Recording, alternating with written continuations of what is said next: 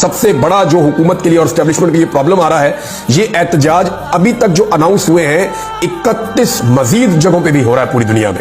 इस स्केल के ऊपर कोई एहतजाज नहीं कर सकता जिस स्केल के ऊपर इमरान खान ने सिर्फ जेल से कॉल दी है और पूरी दुनिया के अंदर एहतजाज हो रहा है। दुनिया का कोई लीडर ये करके दिखा दे, अमेरिकी सदर ये करके दिखा दे कि मैं सारी दुनिया के मुल्कों के अंदर एहतजाज की कॉल दे रहा हूं, सारे अमेरिकन निकलो और वहां पे एहतजाज करो।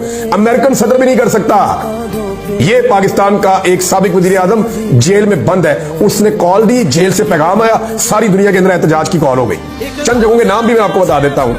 बर्तानिया में 10 डाउनिंग स्ट्रीट पे एहतजाज होने जा रहा है 24 नवंबर को।